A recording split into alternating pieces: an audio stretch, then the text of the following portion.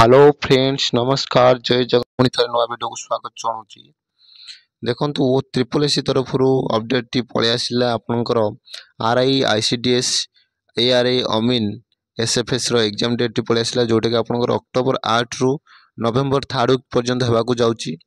Video को last पर्यंत देखूँ फुल डिटेल्स नोटिफिकेशन अच्छी प्रथम आप देखिपे आपणकर अक्टोबर 8 तारिख में एग्जाम हम जोटा कि आपणकर आरआई एआरआई अमीन एसएफएस आईसीडीएस एग्जाम हम।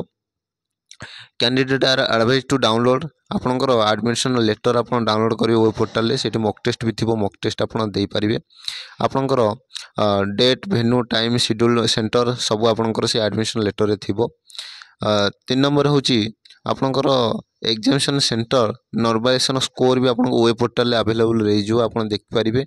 4 नंबर हूँ examination centre has been identify all district आपणकर एटा हूँ ऑल डिस्ट्रिक्ट आपणकर एग्जाम सेंटर सी देइचंती जोठी कि पिलानकर कैपेसिटी कम रोचे पिला अधिक रही जाऊँचे अदर डिस्ट्रिक्ट रे सेंटर पड़ पारे नचेत जो मैंने जो डिस्ट्रिक्ट रे आपन अप्लाई देइथिले जोठी एग्जाम देबा सेठी आपनकर पड़िबो।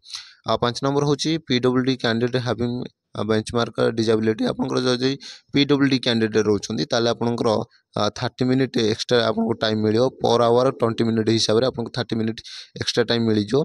6 नंबर हूँ preliminary examination to save a screening test only एटा आपनकर हूँ सी देछि प्रिलिमिनरी टेस्ट आपनकर जस्ट क्वालिफाई नेचर जोटा कि आपनकर से स्कोर मिसिबनी मेन को स्कोर ऐड हो पारिबनी।